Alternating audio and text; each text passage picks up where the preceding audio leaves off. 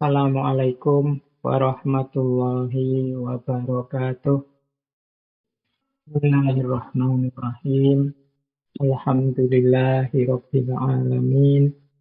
Wa bihi nasta'inu ala umurid dunya waddin.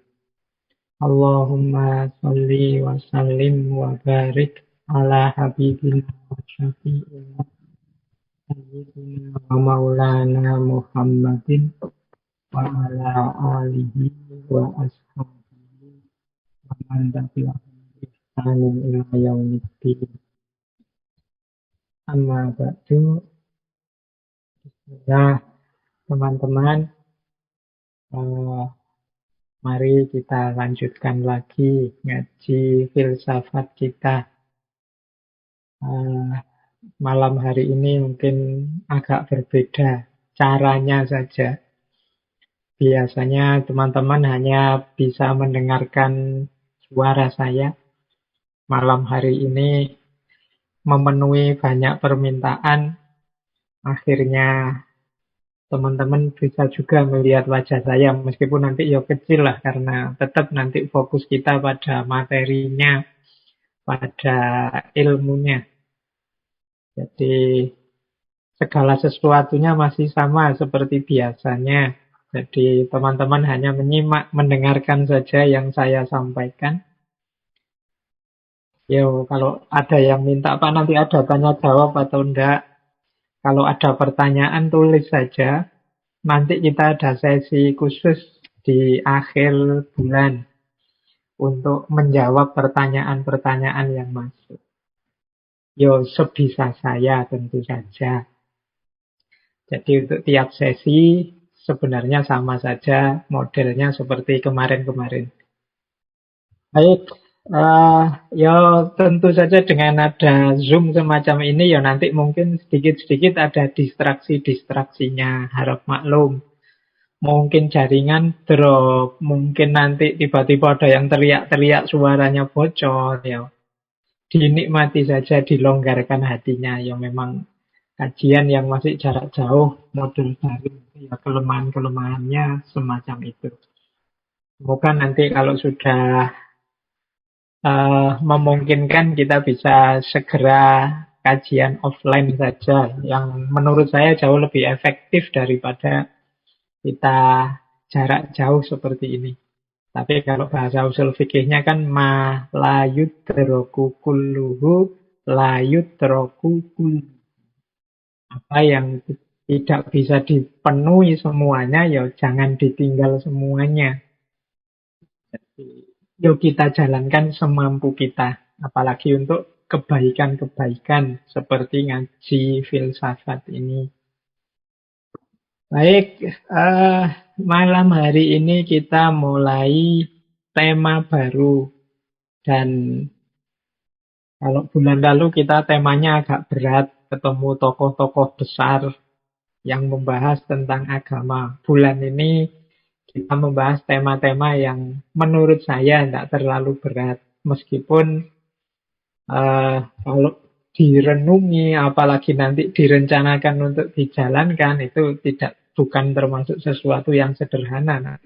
Tema-tema kita bulan ini tema-tema, kalau bahasa filsafat itu eksistensial, berhubungan langsung dengan hidup kita sehari-hari. Baik, saya akan share screen. Kalau biasanya teman-teman langsung lihat tulisan-tulisan dan layarnya, tapi kalau hari ini kita akan membahas tema kita yang pertama, yaitu tentang self-love.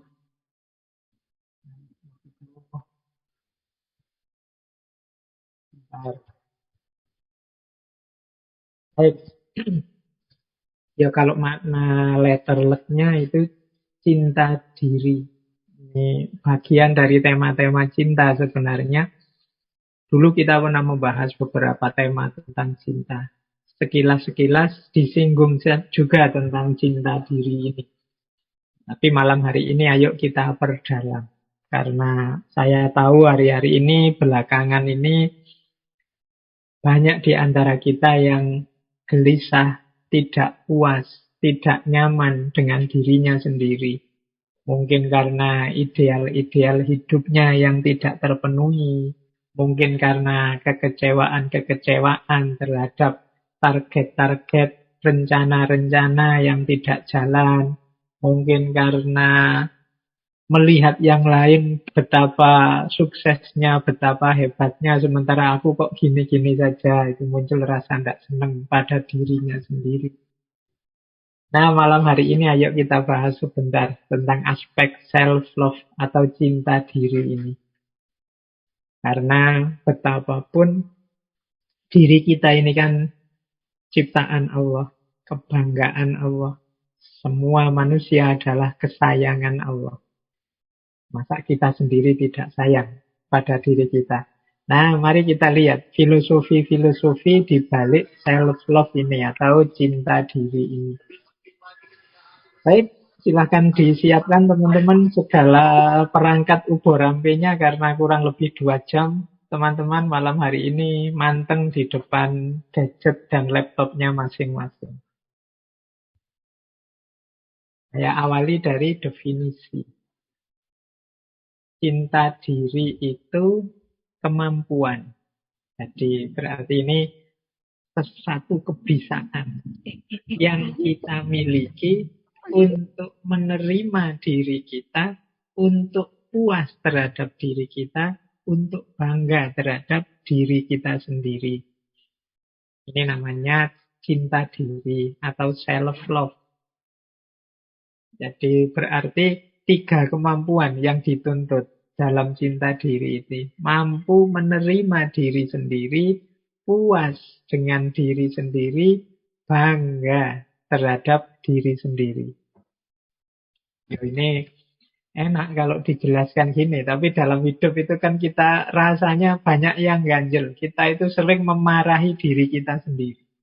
Kita itu sering kecewa dengan diri kita sendiri. Dan manifestasinya macam-macam. Orang itu kalau tidak puas dengan dirinya, itu ada kalanya yang baik, berusaha untuk meningkatkan kapasitas dirinya. Ada kalanya dia ingin agar orang lain juga tidak sebaik dirinya. Jadi biar yang lain juga bodoh-bodoh jeleknya. Aku ini sudah jelek, biar yang lain juga jelek. Akhirnya banyak orang itu yang untuk menutupi kejelekan dirinya, ketidakpuasannya terhadap dirinya, dia banyak mencari kesalahan di sekelilingnya. Dia ingin menunjukkan bahwa orang lain juga banyak jeleknya, orang lain juga banyak tidak memuaskannya. Nah, semoga kita tidak masuk yang kedua ini ya. Kalau kita sadar bahwa ada banyak hal dari diri kita yang bisa ditingkatkan, semoga yang kita lakukan adalah meningkatkan kualitas diri, bukan mencari-cari kesalahan orang lain dalam rangka menegaskan bahwa yang lain juga jelek kok, yang lain juga tidak baik-baik amat. Nah, hari ini banyak kita lihat kan di medsos-medsos itu. Kita sibuk sekali ngomentari orang, mencari jelek-jeleknya orang. Itu ada kalanya untuk menutupi betapa kita ini juga tidak seideal yang kita inginkan. Dengan cara, yang lain juga jelek. Itu kan kayak kalau anak sekolah nilainya jatuh, terus untuk menutupi nilainya yang jelek, dia bilang, teman-teman juga jatuh semua kok. Tidak ada yang bagus, sekarang memang materinya sulit kok. Nah, ini cara orang menutupi betapa dia sebenarnya kecewa terhadap dirinya. Nah, maka malam hari ini kita belajar yuk gimana caranya kita bisa menerima diri kita apa adanya, puas terhadap diri kita, bangga terhadap diri kita. Inilah self-love, karena kesuksesan hidup kita nanti akan dimulai dari sini. Tidak mungkin jiwa, diri yang selalu kita kecewai, yang selalu kita tidak puasi, itu bisa mengantarkan kita menuju kesuksesan. Ada satu peribahasa yang menurut saya indah, bahwa jatuh cinta kepada diri sendiri adalah rahasia pertama dari kebahagiaan. Jadi sebelum kita jatuh cinta pada orang lain, yuk jatuh cinta dulu pada diri kita sendiri. Ini sebenarnya menarik kalau kita jelaskan ciri-ciri orang jatuh cinta, apa yang dilakukan orang yang jatuh cinta. Dulu kan kita jelaskan panjang lebar ini. Nah, berarti apa? Yang harus kita lakukan pada yang kita cintai, kalau itu yang kita cintai diri kita sendiri, yuk ayo kita lakukan pada diri kita sendiri.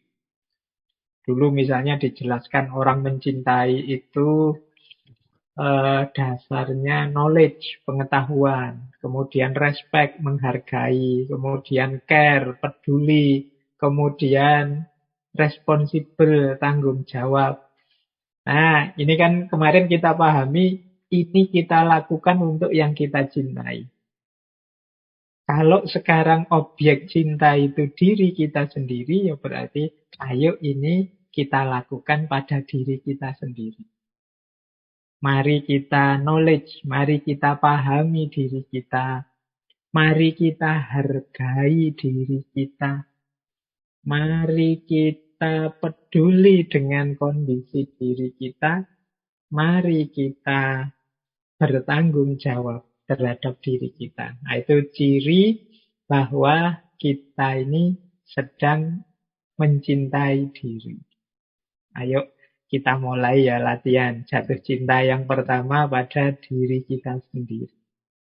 Kuncinya nanti kita memperoleh kebahagiaan. Ya, kalau dalam agama, ya kalau kita selalu tidak puas terhadap diri kita, terhadap hidup kita, bagaimana kita bisa bersyukur? Kalau kita tidak bersyukur, bagaimana hidup kita bisa bahagia? Kalau kita tidak bahagia, bagaimana kita bisa mewujudkan target-target, capaian-capaian dalam hidup? Baik, kita lanjutkan. Kita awali dari sini dulu deh. Ayo muhasabah dulu. Ini namanya self-hatred mindset. Ini untuk mengidentifikasi. Jangan-jangan kita termasuk bukan pecinta diri, tapi pembenci diri. Kalau teman-teman punya kualifikasi-kualifikasi seperti ini, ayo cepet-cepet tobat. Cepet-cepet ganti orientasi, ganti mindset. Ini menunjukkan kita sangat tidak puas terhadap diri kita sendiri. Yang pertama apa? Orang yang membenci diri itu, dia terlalu fokus pada hal-hal yang negatif. Atau cara berpikirnya sering pesimis. Meskipun mengalami hal yang baik, itu tapi sudut pandangnya selalu sudut pandang yang negatif. Misalnya apalah, lulus dengan ujian atau kumlot, itu pun dia wah, kumlot ya buat apa Pak, nanti setelah ini mau kerja di mana, aktivitas apa, saya juga tidak tahu. Ini yang dilihat dia sudut negatifnya terus. Padahal dia dapat kelimpahan luar biasa loh, dapat nilai paling tinggi kumlot itu. Tapi ya dia masih sambat, masih mengeluh. Bisa misalnya kumpul-kumpul dengan teman-teman, seneng ngopi-ngopi. Itu kan menggembirakan, membahagiakan. Tapi dia mungkin lihat sudut pandang yang negatifnya. Kalau kita kayak gini terus, ini gimana masa depannya Indonesia? Misalnya, pokoknya mikirin negatif, terus pesimis, terus. Alhamdulillah sudah sadar mau sholat, misalnya ibadahnya lengkap. Itu pun dia masih pesimis. Ibadah seperti ini yo belum mesti diterima sama Allah kalau itu jadi mikirnya terus negatif lagi. Pokoknya mikirnya nyari sudut-sudut yang negatif terus. Pesimis terus. Ini kalau diajak ngomong mesti tidak enak orang yang serba negatif ini. Jadi kalau kita punya karakter ini, jangan-jangan kita mindset kita adalah self-hatred. Membenci diri. Kita tidak pernah bersyukur mesti. Kita isinya mengeluh terus. Karena yang kita lihat sudut negatifnya. Tidak punya pacar, sambat. Punya pacar, ya sambat. Uangnya banyak, sambat.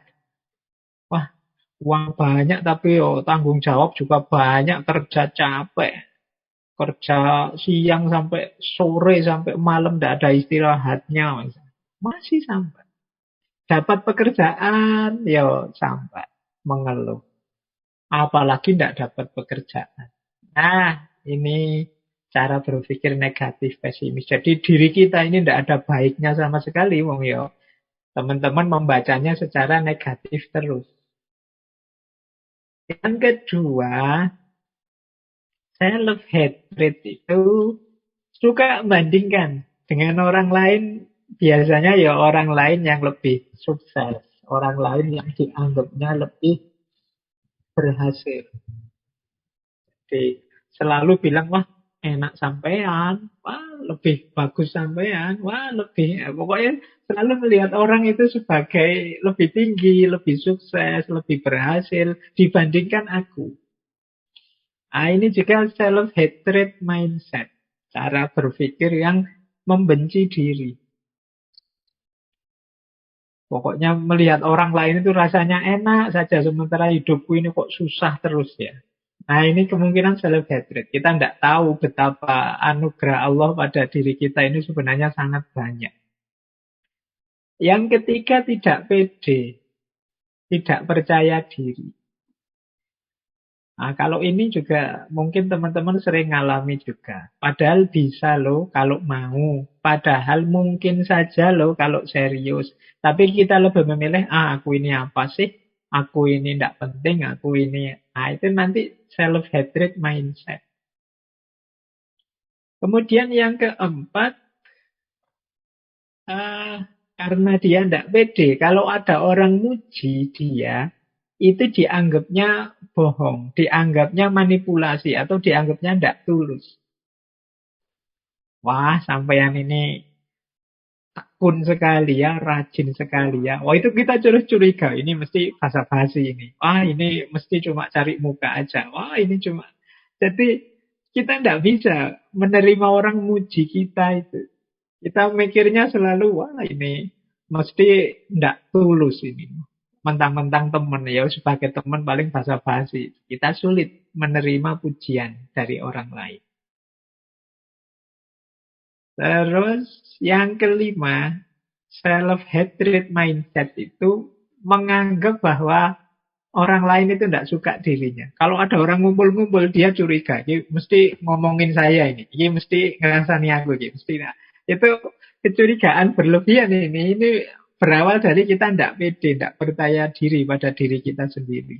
Kita menganggap diri kita ini banyak lubangnya, banyak jeleknya, dan semua orang melihat itu. Sehingga menganggap orang-orang itu mesti nggak seneng sama saya. Mesti aku dianggap rendah. Mesti aku dianggap bukan orang penting. Nah, ini self-hatred mindset.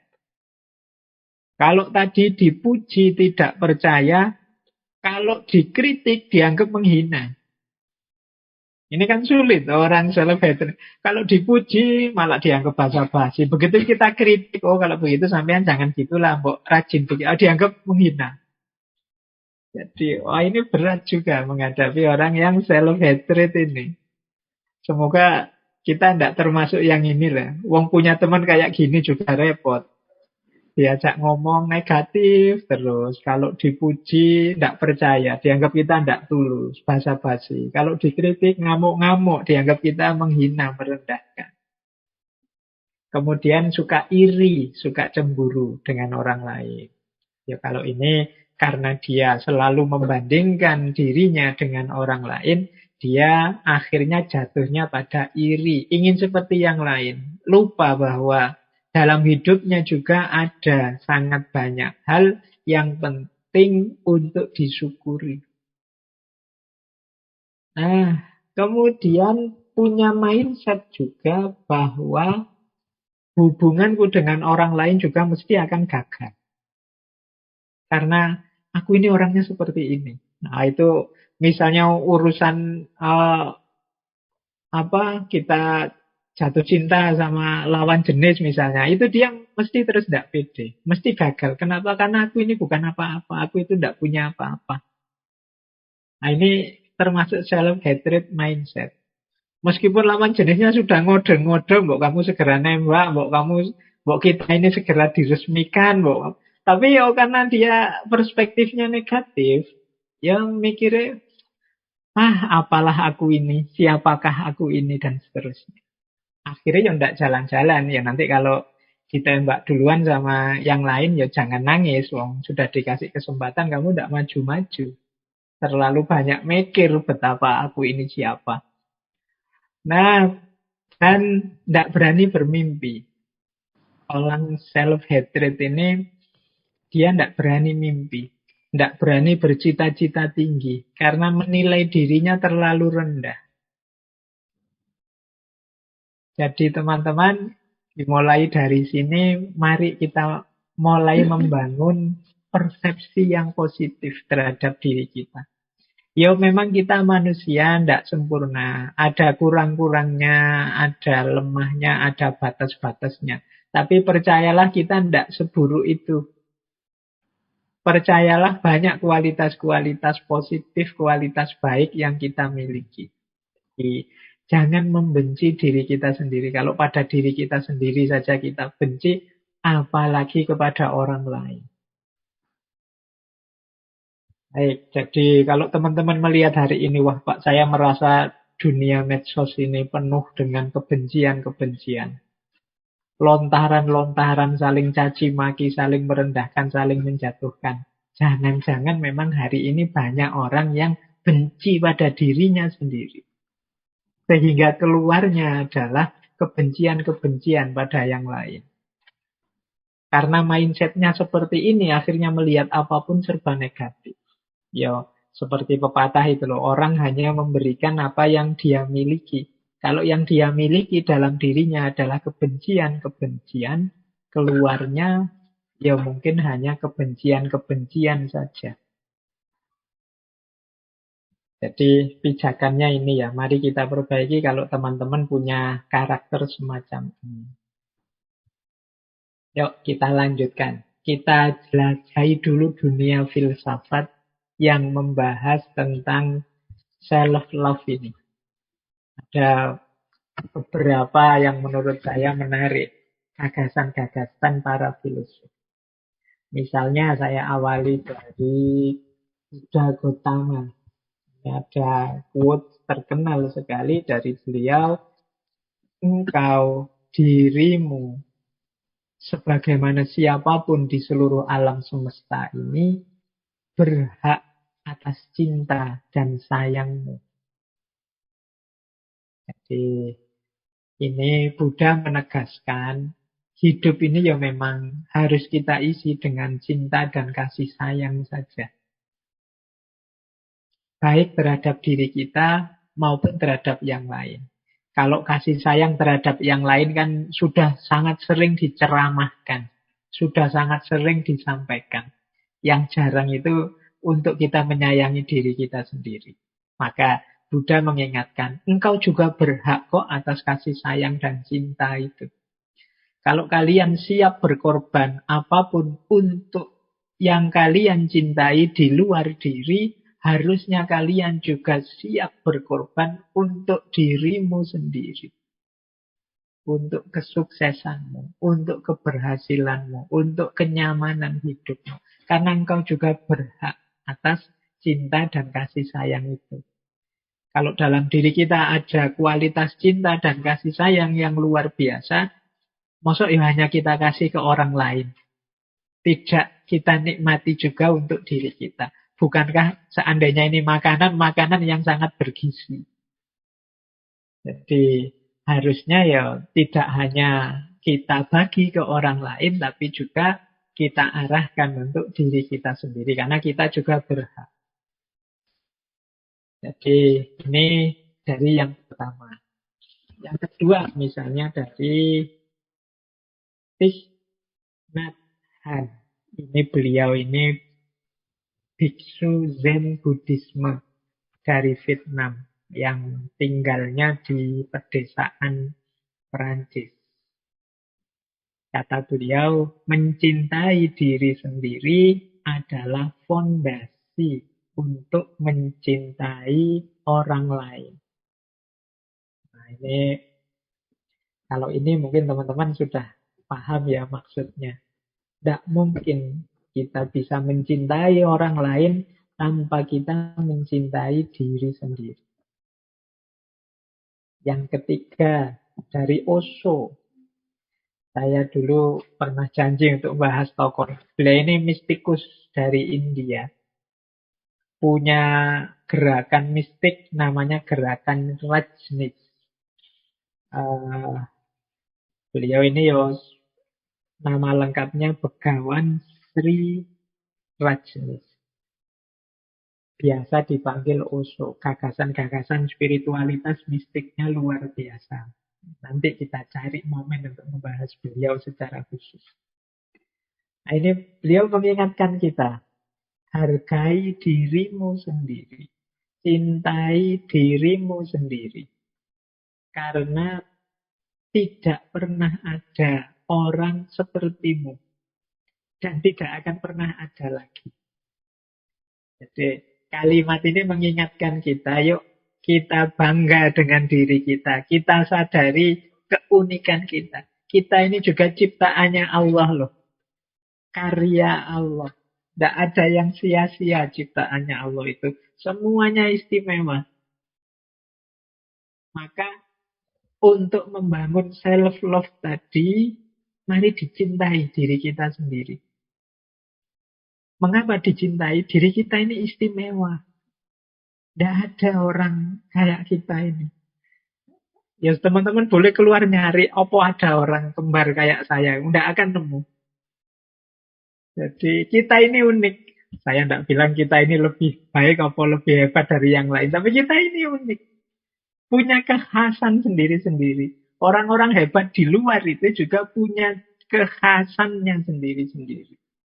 Hanya saja mungkin mereka pede dan mengaktualkan potensi keistimewaan mereka, sementara kita ini tidak pede, minder, sehingga tidak berani tampil, tidak berani menunjukkan siapa aku yang sebenarnya. Ini menunjukkan kita tidak menghargai diri kita sendiri. Ayo mencintai diri kita. Tidak ada orang seperti kalian. Tidak ada orang seperti saya persis. Tidak ada. Kita ini unik. Kalau kita tidak ada, dunia kehilangan orang seunik kita. Di sekhas kita. Loh, apa tidak nangis itu dunia kehilangan orang yang unik kayak kita. Nah, ini gayanya Rajneesh. Kalau mendorong kita untuk pertama-tama memang mencintai diri kita sendiri. Jangan dibalik. Dibalik itu kita lebih fokus mencintai yang lain, yang di luar diri. Lupa bahwa dasarnya mencintai yang lain, yang di luar diri itu ya kita harus mencintai diri.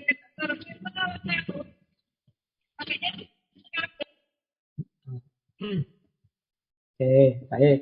Yo, saya bilang tadi dimaklumi kalau ada suara-suara bocor ya memang Zoom seperti ini pasti akan ada yang seperti itu. Mereka ya tidak niat ganggu loh ya karena memang sistemnya memang begitu. Yuk kita lanjutkan. Wah ini kok dari Buddha, dari mana-mana Pak, dari Islam. Nanti terakhir kita bahas agak panjang yang dari Islam tentang self-love ini. Nah, ini juga tokoh-tokoh yang kemarin kita jelajahi. Pembahasannya tentang self-love. Misalnya Lao Tzu. Kata Lao Tzu, Lao Tzu, Lao Tzu, menjadi orang yang sepenuhnya alami itu sangat penting. Dan mengasihi diri kita sendiri itu bukan kesombongan, bukan kok terus merasa diri lebih dari yang lain. Bukan kesombongan, tapi kewarasan. Alami kok. Manusia itu ya secara alami sebenarnya suka dengan dirinya. Kalau orang Jawa itu kan punya pepatah, Tresno jalaran soko kulino. Loh yang paling kulino di antara semua makhluk di muka bumi itu kan kita dengan diri kita sendiri. Gitu loh. Kalau teman-teman mau jujur, kalau misalnya kita berkaca gitu ya, muncul gitu ya, jadi ya mesti nganggap dirinya masing-masing. Sebenarnya aku yang ganteng loh ya, sebenarnya aku ya cakep ya, sebenarnya pasti begitu. Alami itu. Jadi orang yang waras itu yo pasti dia menganggap ya meskipun aku begini-begini ya penting lah aku begini-begini. Jadi kalau tadi ada orang yang self hatred itu sebenarnya tidak alami. Mungkin ada pengalaman-pengalaman tertentu yang membuat dia jadi negatif cara berpikirnya. Jadi mengasihi diri sendiri itu alami, waras. Bukan sombong. Nanti sombong ini jadi batasnya. Nanti kita bahas di belakang. Tapi enggak, alami normal. Orang itu ingin sehat. Itu kan namanya dia mencintai dirinya. Ingin nyaman. Namanya mencintai diri. Ingin senang, ingin bahagia. Itu kan alami saja. Orang mencintai dirinya. Justru kalau ada orang kok aneh-aneh. Saya tidak ingin bahagia, Pak. Biarlah saya sakit saja, Pak. Nah, ini kan cara berpikir yang aneh. Kalau teman-teman dengar logika seperti ini kan rasanya tidak nyambung. Meskipun nanti kalau dijelas-jelaskan secara bulat ya mungkin bisa saja dapat justifikasi. Tapi logika normal itu ya orang itu nyari nyaman, nyari enak, nyari senang. Nah, ini kata Lao Tzu, yo menjadi orang yang sepenuhnya alami itu sangat penting.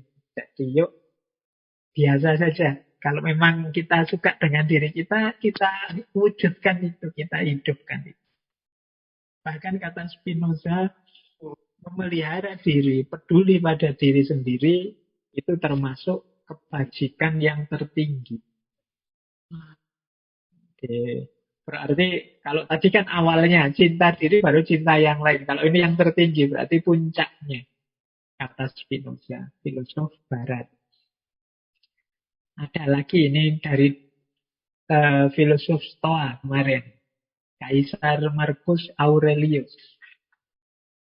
Kata Marcus Aurelius, terlepas dari apa yang terjadi dalam hidupmu atau bagaimana orang memperlakukanmu, bagaimana engkau memperlakukan dirimu sepenuhnya terserah kepadamu. Jadi hidup kita ini sepenuhnya ada di tangan kita kok. Kita mau mengolahnya seperti apa, kita mau menyikapinya seperti apa, itu sepenuhnya tergantung kita. Loh, tapi kalau ada orang maki-maki kita, Pak, kalau ada orang menyerang kita, menyakiti kita, loh, orang itu kan ada di luar diri kita. Ada orang maki-maki kita, terus kita bilang, ya terserah kamu lah, kamu maki-maki. Aku tetap senang dengan diriku, aku tetap bahagia dengan diriku. Itu kan bisa. Yo, kita biasanya orang maki-maki terus kita tersakiti, kita balas maki-maki, ya sudah peristiwanya akan jadi seperti itu, pertarungan saling menyakiti dan saling tersakiti. Padahal kita loh yang mengendalikan diri kita ini sepenuhnya, kita mau bahagia, bersyukur atau mau panik, gelisah karena komentarnya orang, itu kan sepenuhnya tergantung kita. Ya terserah kamu lah mau komentar apa, wong. Aku bahagia kok dengan caraku yang seperti ini. Itu kan bisa. Meskipun kita sering bersikap sebaliknya. Waduh, kok dikritik ini? Waduh, kok diserang ini? Wah, nah, itu kan. Kadang-kadang kita terus defensif. Karena kita merasa lemah, kalah, terus balik nyerang. Nyari salah-salahnya sana. Akhirnya yang sana mengungkap, bongkar kesalahan-kesalahan kita, kelemahan kita. Yang sini juga begitu, balas dendam. Akhirnya buka-bukaan. Terus sama-sama tersakiti. Sama-sama pisah-pisahan, tawuran, geger. Ini katanya Markus, ayo, wong kita ini yang penguasa diri kita sepenuhnya kok. Kita bisa mengatur apapun yang kita inginkan. Mari kita arahkan ke yang positif, yang baik-baik saja. Entah orang melakukan apa, entah orang komentar apa, entah orang mempengaruhi apa dalam hidup kita, tapi kendali sepenuhnya hidup kita ada di tangan kita. Katanya Kaisar Markus selanjutnya, jika engkau tidak menghormati keinginanmu sendiri, tidak akan ada orang lain yang menghargai. Engkau hanya akan menarik orang-orang yang tidak menghormati dirimu sebagaimana dirimu. Jadi kalau kita tidak menghargai diri kita, jangan harap orang lain akan menghargai kita. Ya orang akan bersikap sebagaimana kita bersikap. Jadi misalnya Pak, saya ini apa, Pak? Saya ini orang rendahan. Saya singkir-singkirkan saja lah, Pak. Saya ini tidak penting. Loh itu nanti teman-teman sekitarmu yang datang ya akan mengikuti sikapmu itu. Dia itu maunya disingkir-singkirin kok. Dia itu maunya. Jadi kalau kita tidak menghargai diri kita sendiri, ya orang akan melihat kita. Wah iya ya, dia inginnya dibegituin. Dia pinginnya di pinggir-pinggirkan, dia merasa dirinya rendah, ya orang akan menyesuaikan dengan kita. Jadi kata Markus, engkau karena tidak menghormati dirimu, ya orang-orang di sekelilingmu akan tertarik untuk tidak menghormati dirimu juga. Sebagaimana diri. Oke. Ya, teman-teman kan pengalaman. Kalau di pergaulan sehari-hari kan kita kalau ada teman, itu kan kita perhatikan bagaimana dia bersikap. Kalau dia serampangan sembarangan, ya kita menyesuaikan kayak dia. Kalau dia bolak-balik misuh, ya nanti kita ikut sekali-sekali misuh bareng dia. Tapi kalau dia jual mahal, kita juga kan agak menarik diri. Jadi orang itu bagaimana dia menyikapi, membentuk dirinya, orang lain akan menyesuaikan dengan itu. Kalau teman-teman dekat, ada teman yang pendiam, kita yang cerewet ini kan juga agak menyesuaikan. Ini temanku pendiam sekali ya ini. Aku mau ngomong banyak kok sungkan ya, nggak enak dia. Kita menyesuaikan. Nah kalau kita tidak menghargai diri kita, kalau kita tidak punya respect, tidak menganggap diri kita berharga, ya demikian pula orang lain. Jadi kata Markus, kalau engkau tidak menghormati keinginanmu sendiri, tidak akan ada orang lain yang menghargai.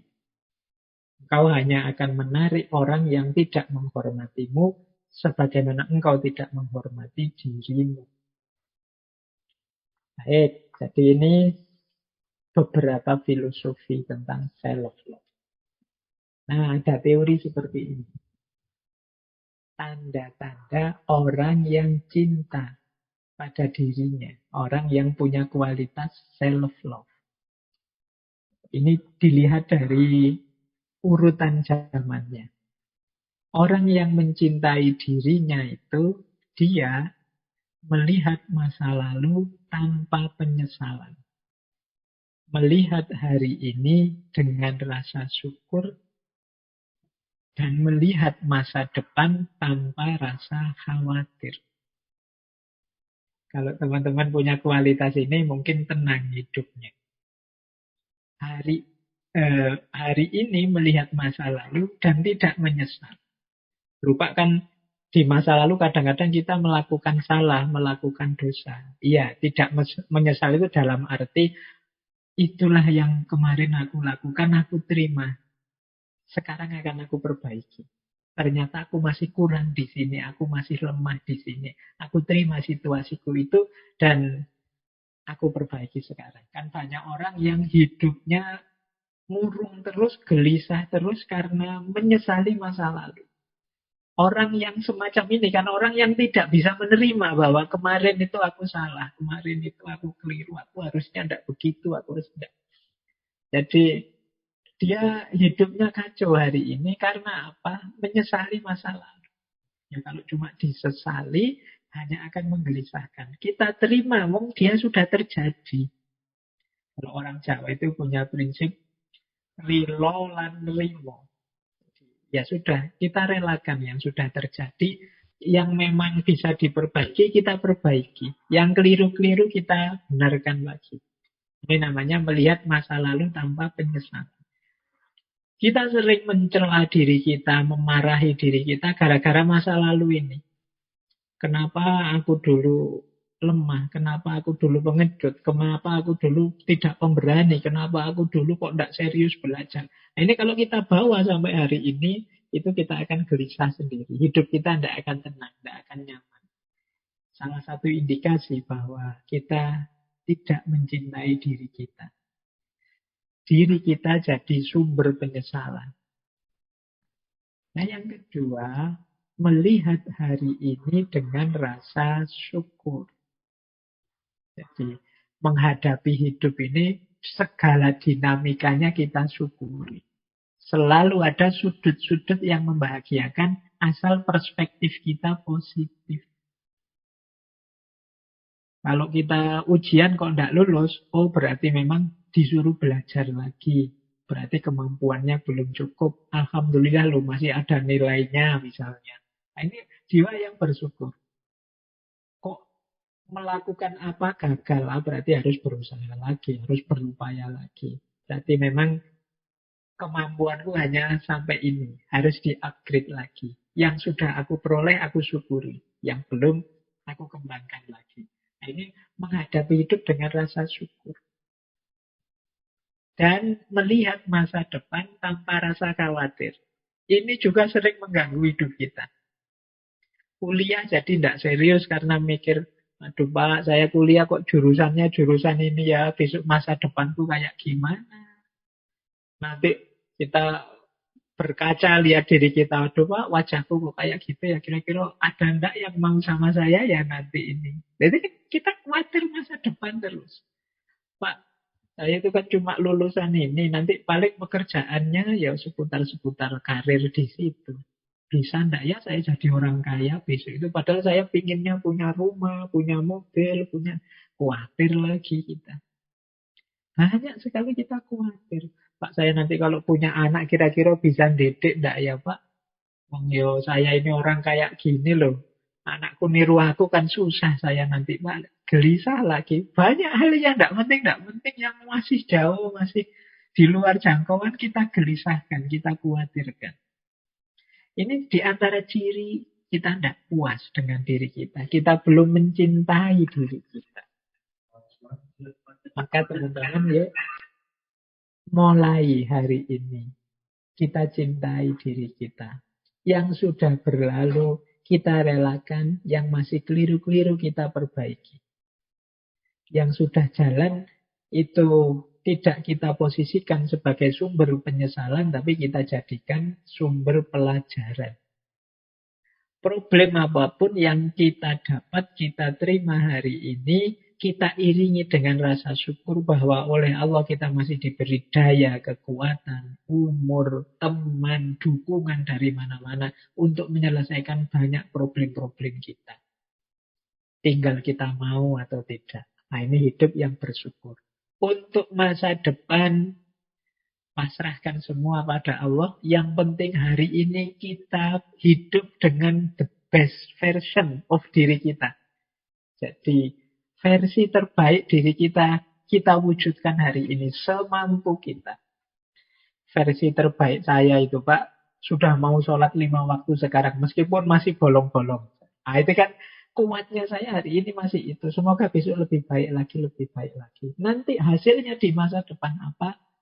Di luar kuasa kita, pasrahkan saja pada yang di atas, pada Allah. Jadi masa lalu tanpa penyesalan, masa kini, syukur yang mendalam, dan masa depan tanpa kekhawatiran. Ini menunjukkan kita puas dengan diri kita. Indikasi bahwa kita mencintai diri. Jadi ini penting bagi teman-teman untuk membangun kualitas dan kualifikasi ini. Nah, kalau ini manifestasi. Manifestasi itu bukti bahwa kita ini benar-benar sosok yang mencintai diri kita. Nah, ini istilahnya ada self-nya semua. Ini menurut saya konsep diri yang ideal. Yang mencintai dirinya. Yang paling dasar, paling awal, orang yang mencintai diri itu adalah self-awareness.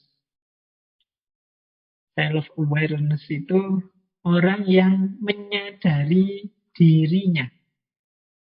Jadi self-awareness itu ya orang yang punya pengetahuan sadar tentang kondisi dirinya. Oh, aku itu orangnya kayak gini loh. Kelebihanku ini, kekuranganku ini. Ini self-awareness. Sadar tentang dirinya. Banyak orang itu yang cuek dengan dirinya. Saya sering mendengar kalimat-kalimat yang menunjukkan orang ini cuek dengan dirinya. Misalnya, ala Pak, saya hidup ini ya mengalir saja lah Pak. Yang lain ngapain ya saya ikut, yang lain ke utara saya ke utara, yang lain ke selatan saya ikut ke selatan. Saya ikuti saja Pak alirannya itu nanti kemana. Nah ini namanya belum self-awareness. Tidak sadar keunikan dirinya. Kalian itu istimewa, oleh Allah diberi banyak potensi.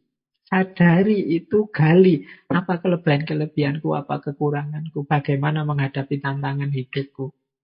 Ini namanya self-awareness. Ayo disadari.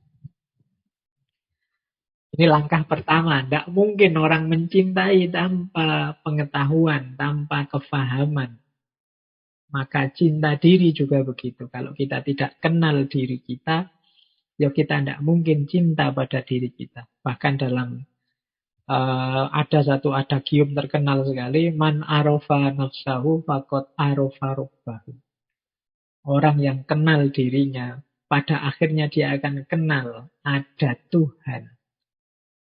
Jadi, kalau kita mengenali segala macam keistimewaan, misteri, rahasia, kedalaman hidup kita, kita akan sampai pada titik bahwa ada sesuatu yang hari ini kita sebut Tuhan. Tidak mungkin diriku yang istimewa, tidak mungkin diriku dengan segala kelebihan, dengan segala misteri kedalamannya ini terjadi begitu saja. Jadi man arofa nafsahu fakot arofa robbahu. Semakin kita mengenal diri, semakin kita yakin tentang keberadaan Tuhan. Nah ini namanya self-awareness. Yang kedua, self-worth. Jadi paham tentang nilai diri. Jadi ya aku ini memang manusia tidak sempurna, tapi aku ini berharga. Manusia itu oleh Allah diciptakan ahsanu taqwim. Dia adalah makhluk yang terbaik, ciptaan terbaik. Nah, mari kita akui dan kita yakini harga diri kita. Ya orang yang merasa dirinya tidak berharga, tidak mungkin dia mencintai dirinya. Lanjutan self-worth adalah self-esteem, kebanggaan diri. Aku bangga dengan diriku, dengan hidupku, dengan situasi diriku saat ini. Self-esteem. Jadi, kalau sudah self-esteem, biasanya terus self-care. Peduli terhadap diri. Kalau capek ya tidur. Kalau makan ya, kalau lapar ya makan. Kalau ini namanya kita peduli dengan diri kita. Jadi kan banyak orang-orang kalau dalam bahasa filsafat itu namanya altruis. Orang altruis itu mungkin minggu depan akan banyak kita bahas ketika membahas people pleaser. Nah, orang altruis itu tidak peduli dirinya. Dia korbankan untuk segala di luar dirinya. Nah, ini berarti dia tidak punya self-care. Orang yang mencintai dirinya, itu ya dia peduli dengan dirinya. Makanya kemarin misalnya pandemi, ada aturan. Kalau tidak ingin tertular oleh virus corona, pakailah masker. Jangan dekat-dekat orang. Jaga jarak misalnya. Nah ini kalau kita cinta diri kita, pasti ada unsur self-care. Upaya agar aku tidak tertular. Karena tubuh ini anugerahnya Allah. Sangat istimewa. Harus aku jaga. Tidak boleh aku tidak peduli. Tidak boleh aku resikokan dengan penyakit. Tidak boleh aku siksa. Tidak boleh aku susahkan.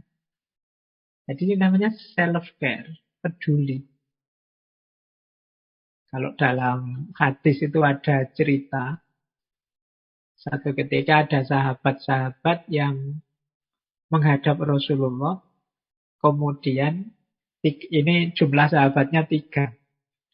Yang pertama di depan Rasulullah bertekad, aku akan bangun malam terus. Tidak tidur-tidur. Demi ibadah kepada Allah.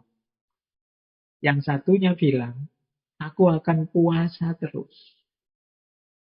Tidak ada buka puasanya. Untuk ibadah terus pada Allah.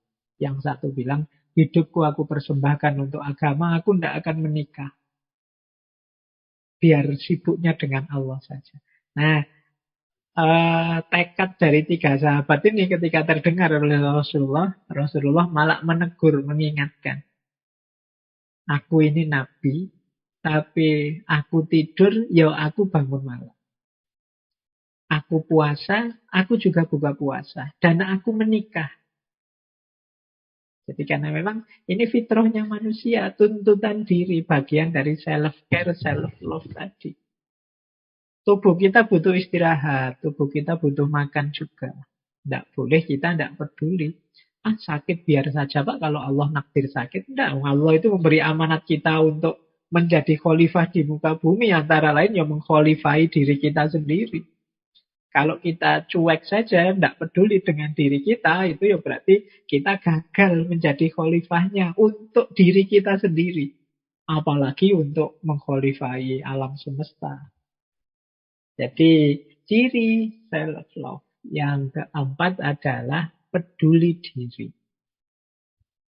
Nah yang kelima, kalau ini tidak sekedar membanggakan diri atau bersyukur, tapi ada self-assessment.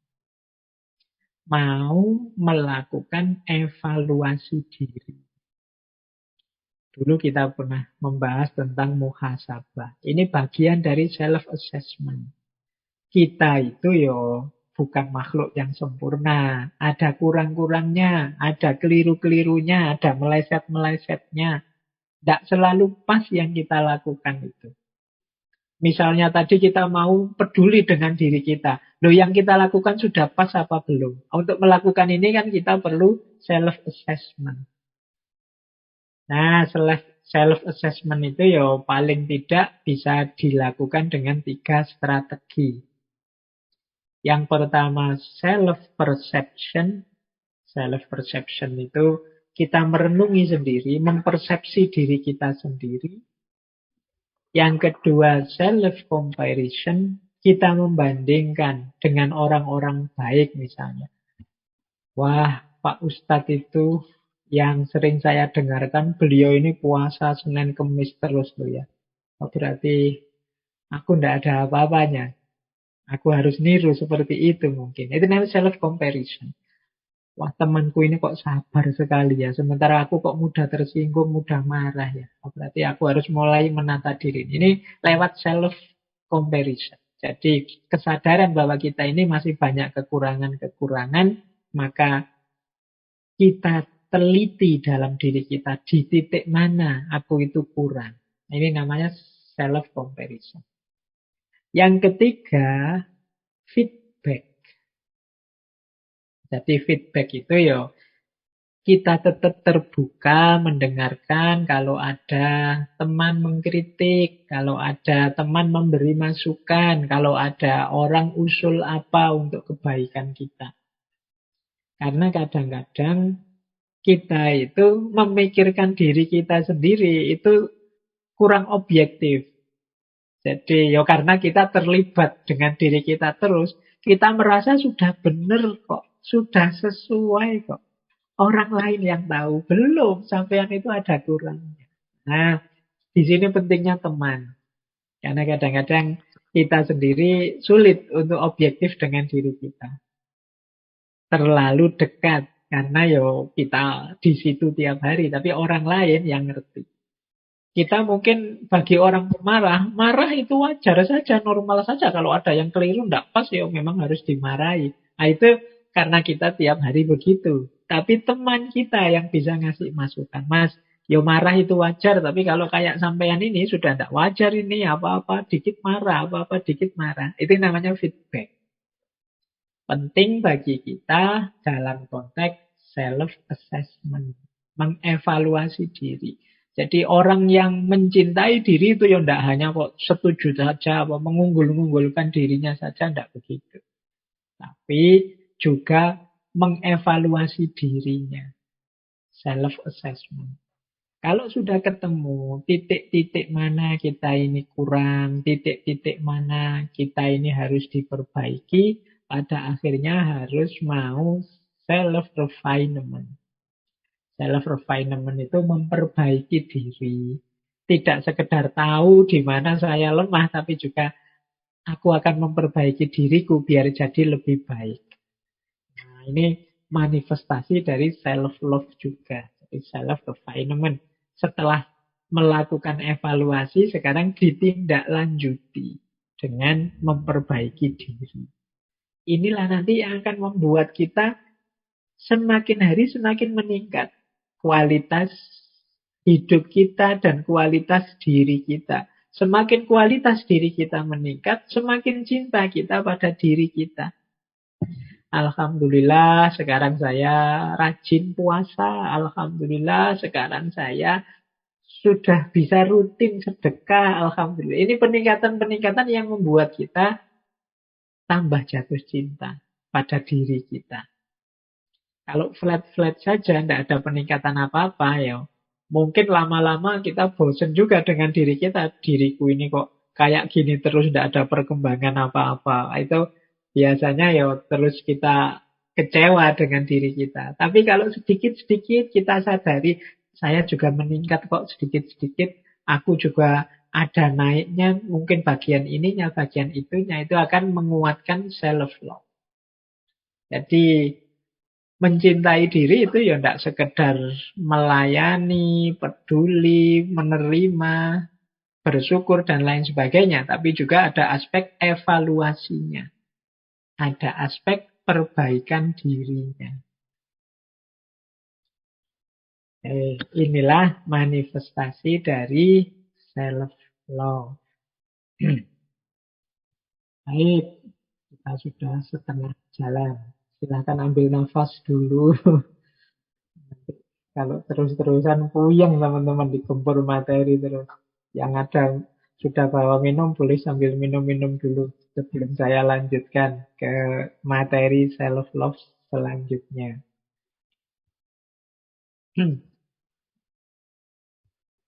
Baik. Nah, sudah ya. Pikirannya sudah kalem sebentar. Kita gas lagi. Nah, sekarang mari kita pahami batas-batasnya cinta diri. Cinta diri itu baik, cinta diri itu penting, cinta diri itu kuncinya kebahagiaan, cinta diri itu kunci kesuksesan hidup kita. Tapi hati-hati, ada batasnya juga. Ini saya ambilkan beberapa pikiran para filosof tentang batasnya cinta diri. Biar kita tidak keliru. Yang pertama dari Aristoteles ini, termasuk sesepuhnya para filosof. Cinta diri itu kalau dalam istilahnya Aristoteles namanya philautia. Ini teman-teman boleh buka bukunya Etikanya Aristoteles. Buku 9 bab 8. Ini tentang philautia. Kata Aristoteles, mencintai diri untuk mencapai keuntungan pribadi yang tidak beralasan itu buruk. Tetapi mereka yang mencintai diri untuk mencapai prinsip-prinsip yang baik adalah jenis kebaikan terbaik. Meskipun kata Aristoteles, jenis cinta diri yang pertama ini yang sering ada dalam diri kita. Jadi cinta diri itu kalau targetnya adalah kesenangan pribadi saja, keuntungan pribadi saja, ini negatif kata Aristoteles.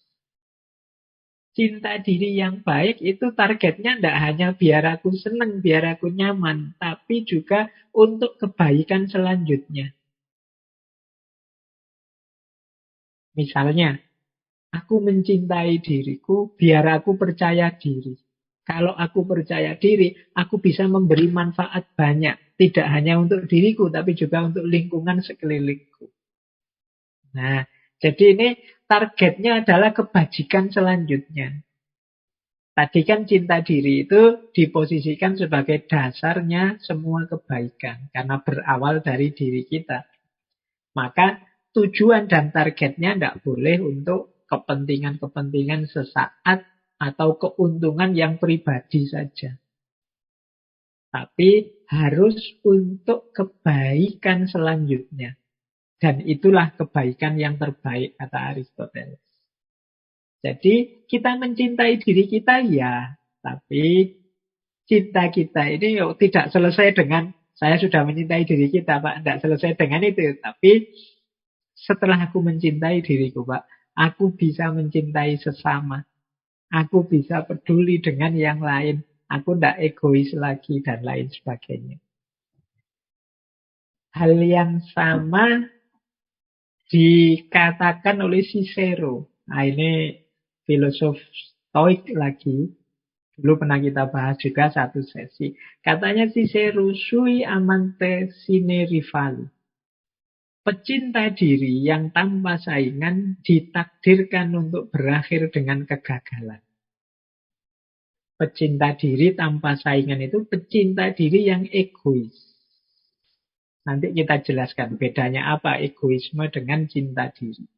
Jadi pecinta diri yang menganggap dirinya lah satu-satunya.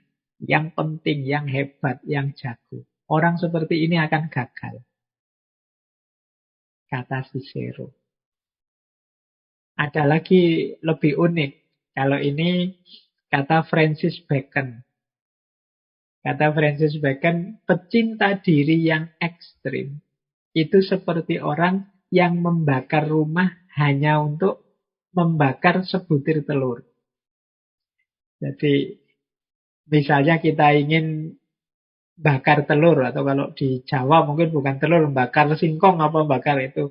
Loh, yang kita pakai untuk bakar singkong tadi itu rumah kita. Ini analogi dari Francis Bacon. Orang yang seperti ini apa? Pecinta diri yang ekstrim. Jadi hanya mencari keuntungan dirinya sendiri dan tidak peduli lingkungan sekelilingnya. Ini seperti orang yang bakar singkong dengan bahan bakar rumahnya sendiri. Ini jelasnya apa? Nanti dijelaskan oleh Erich Fromm. Kata Erich Fromm, cinta diri sendiri itu berlawanan dengan mementingkan dirinya sendiri. Orang yang mementingkan diri sendiri, mengabaikan orang lain, itu menunjukkan sebenarnya dia tidak mencintai dirinya sendiri. Mengapa? Karena ia tidak tahu dorongan eksistensial dirinya untuk mencintai. Ia hanya menutupi dan mengkompensasi kegagalannya untuk memahami dirinya secara benar. Jadi, maksudnya Erich Fromm itu begini loh. Kalau kita mencintai diri kita, itu kan berarti kita memenuhi kebutuhan-kebutuhan diri kita. Nah, orang yang benar-benar mencintai dirinya, pasti dia peduli dengan orang lain. Mengapa? Karena dalam diri kita yang fitrah, yang asli, original, itu ada dorongan untuk hidup bersama yang lain. Untuk peduli pada yang lain. Justru kalau orang itu egois, hanya mikir dirinya, sebenarnya dia belum mencintai dirinya. Mengapa? Kalau dia mencintai dirinya, dia akan memenuhi tuntutan jiwanya, tuntutan dirinya untuk juga peduli dan mencintai yang lain. Kalau dia hanya mikir dirinya, itu kata Erich Fromm, sebenarnya dia sedang menutupi kegagalannya untuk memahami dirinya secara benar. Berarti dia belum paham tentang dirinya. Kalau dia paham, dia akan tahu bahwa dalam dirinya ada dorongan untuk mencintai yang lain. Dalam dirinya ada dorongan untuk peduli pada yang lain. Jadi kalau ada orang kok egois sekali dan mengatasnamakan cinta diri, itu sebenarnya dia tidak mencintai dirinya. Karena tuntutan dari dalam dirinya untuk peduli pada yang lain tidak dia pedulikan. Berarti dia belum mencintai dirinya. Nah, jadi ini penting dijadikan batas dari cinta diri ini. Jadi cinta diri bukan berarti egoisme. Orang yang hanya mikir kepentingannya, tidak peduli kepentingan orang lain. Tapi orang justru buahnya cinta diri adalah kepedulian pada yang lain. Karena diri kita ini secara fitri ada dorongan untuk hidup bersama yang lain, berbagi dan mencintai yang lain. Inilah batas cinta diri. Semoga teman-teman sudah bisa mulai menangkap bahwa orang tidak mungkin bisa mencintai yang lain sebelum dia mencintai dirinya sendiri. Karena kalau kita mencintai diri kita, kita akan memenuhi dorongan-dorongan jiwa, tuntutan-tuntutan jiwa, antara lain tuntutan dan dorongan untuk mencintai sesama. Nah, baik. Kita lanjutkan. Mari kita cermati beberapa perbedaan. Teman-teman mungkin sering dengar ya istilah narsis. Nah, ada yang menerjemahkan narsis itu ya cinta diri itu, Pak. Enggak, jauh bedanya antara narsis dengan cinta diri. Ya, nama narsis ini kan diambil dari nama tokoh dalam mitologi Yunani, Narsiskus. Ini seorang anak muda, kalau dalam mitologi Yunani itu, yang gantengnya luar biasa. Tapi dia kena kutukan. Bahwa kutukannya apa? Kalau dia berkaca dan melihat betapa tampannya dirinya, dia akan terpesona dengan dirinya sendiri dan tidak akan berani berpaling dari dirinya. Ini narsiskus. Jadi dalam ceritanya dia ini terus satu ketika melihat wajahnya di air, di telaga. Dari pinggir telaga dia lihat wajahnya. Begitu lihat betapa dirinya ini sangat tampan, betapa dirinya sangat rupawan, wah dia terpesona sendiri dengan dirinya. Jadi terus dia tidak berani noleh lihat wajahnya terus saking kagumnya. Pokoknya saya tidak tahu apa ada di antara teman-teman sini kalau pas berkaca itu terus kagum sekali dengan aku kok cakep banget ya, aku kok ganteng, aku ini kok cantiknya luar biasa. Terus saking terpakunya melongo saja di kaca. Nah, ini yang dialami oleh Narcissus itu begitu. Jadi dia terkagum-kagum dengan dirinya sendiri sampai kemudian terpaku di situ. Tidak pindah-pindah. Nah, itu kalau dalam ceritanya ini sebenarnya kutukan. Jadi dia ini karena ganteng sering nolak orang yang melamar dirinya. Nah, di antara yang melamar itu kemudian mengutuk dirinya bahwa mentang-mentang kamu ganteng saya atau mentang-mentang kamu cantik saya tembak kok ditolak. Yo nanti kamu akan tidak dapat jodoh, kamu ya dapatnya dirimu sendiri saja dan kamu akan mati karena dirimu sendiri. Nah itu jadi akhirnya dia hanya lihat gambarnya sendiri di air terus dia terpesona kagum di situ terus. Ada yang bilang nanti dia ini berubah jadi bunga. Ada bunga itu namanya bunga narsis. Bunga narsis itu yang bunganya indah sekali. Kombinasi antara warna putih dan warna kuning. Coba teman-teman googling cari bunga ini. Nah, akhirnya apa? Orang yang mengagumi dirinya secara berlebihan disebut narsis. Kita hari ini kan sering mengkritik orang narsis. Kadang-kadang nggak asli pun kita sukanya luar biasa. Misalnya pakai kamera yang bokeh, pakai kamera-kamera terbaru itu kan wajah kita yang biasa-biasa pakai HP yang bagus itu kan jadinya ganteng, jadinya cakep. Itu pun kita senengnya luar biasa. Kita tiap hari pakai itu, kita share, kita sebar kemana-mana. Ya enggak apa, manusiawi orang seneng dengan dirinya. Tapi kalau di tahap berlebihan, itu nanti jadinya narsis. Jadi cirinya narsis itu mengagumi diri secara berlebihan, menganggap dirinya paling penting, ingin selalu dikagumi dan jadi pusat perhatian, sensitif kalau dikritik. Mungkin bagi dia dunia ini kiamat kalau dikritik. Jadi dia ini menganggap dirinya ini perfect. Jadi mengagumi diri secara berlebihan. Dan menganggap dirinya paling penting. Dunia ini dianggapnya berputar di sekeliling dirinya saja. Kalau misalnya jalan-jalan di mall itu dia merasa, "Wah, ini semua orang mesti melihat padaku ini. Aku tak cuek saja lah, biar saja orang lihat aku. Memang aku ini ganteng kok, memang aku ini cantik kok." Nah, ini gayanya orang narsis. Dan ingin selalu dipuji, ingin selalu jadi pusat perhatian. Sehingga kadang-kadang terus jadinya agak over, banyak tingkah. Ini cirinya orang narsis. Nah, kalau dikritik, sensitifnya luar biasa. Wah, sekarang kok gemukan ya, misalnya. Oh, itu bisa panik itu kalau orang-orang yang menganggap dirinya harus selalu ideal. Padahal mungkin tadi yang ngomong nggak niat ngeritik sih, dia cuma komentar asal-asalan saja kok. Sekarang gemuk itu mungkin mungkin niatnya malah mau muji bahwa wah sekarang makmur. Tapi karena tadi sudah citra dirinya saya nggak boleh jelek.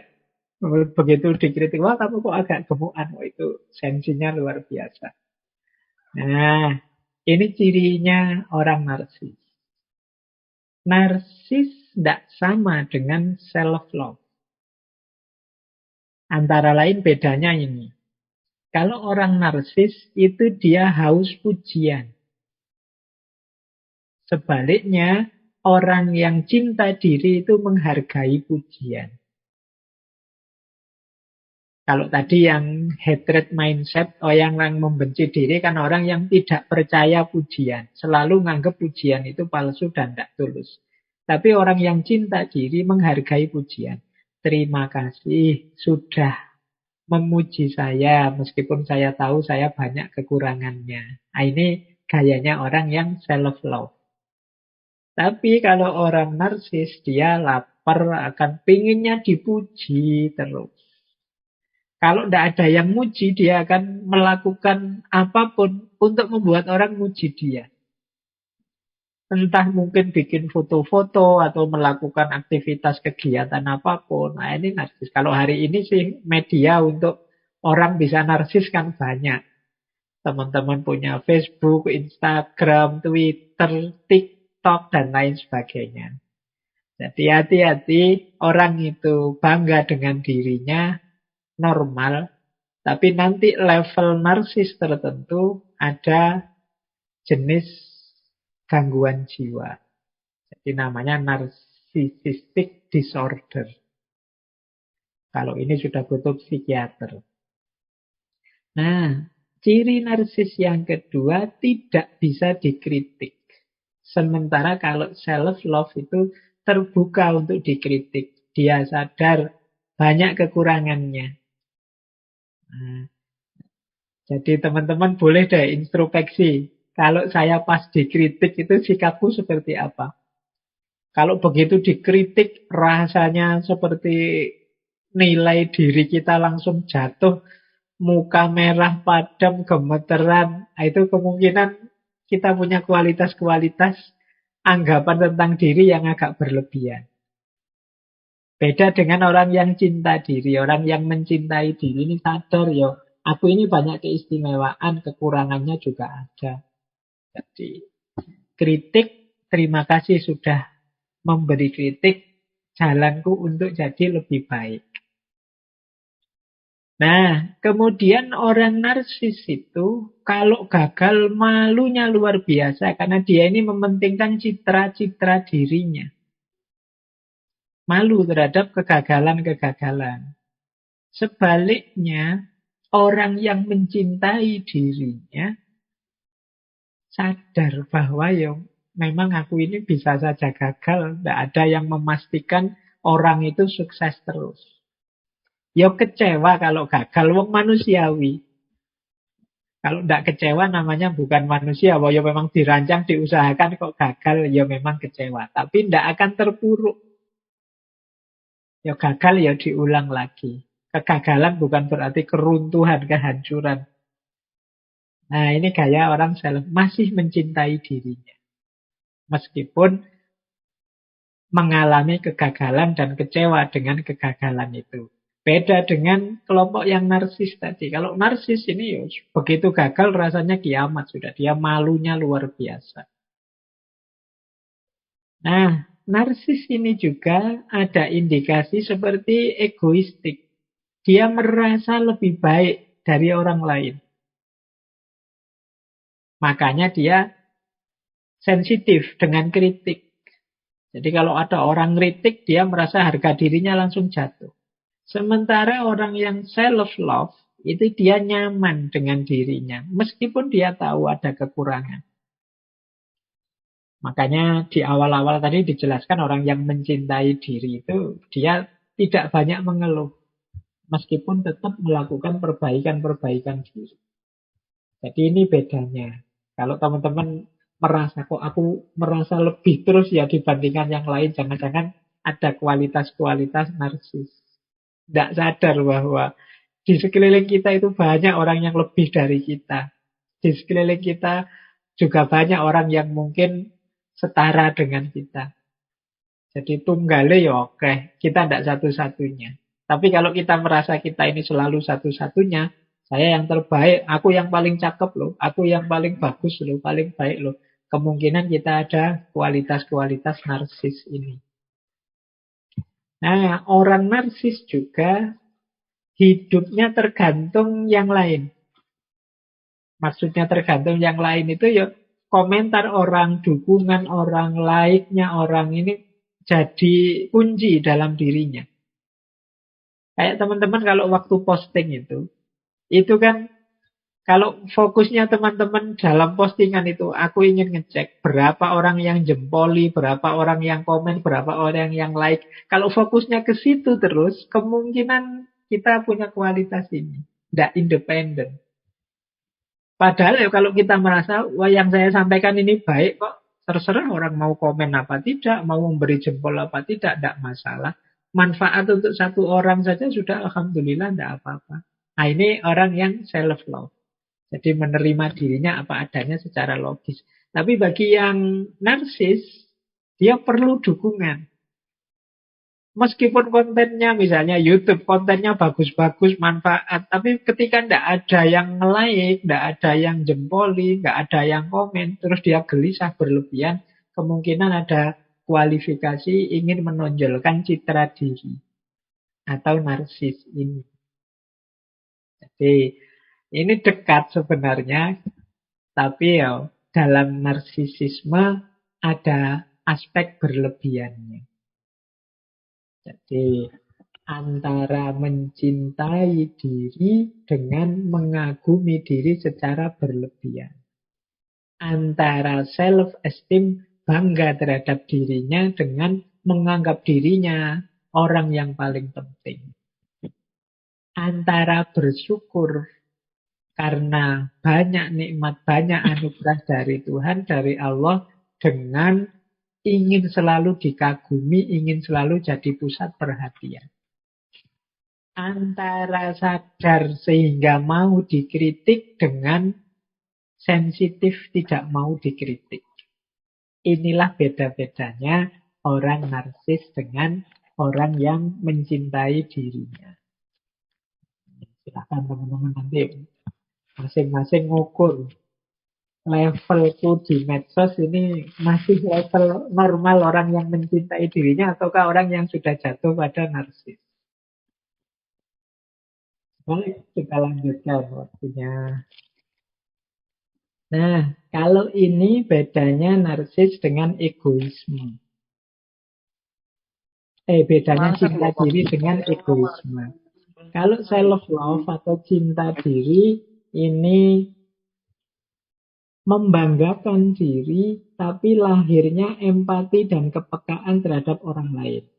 Ini cinta diri ya. Tadi kan saya bilang, berawal dari mencintai diri yang buahnya mencintai yang lain.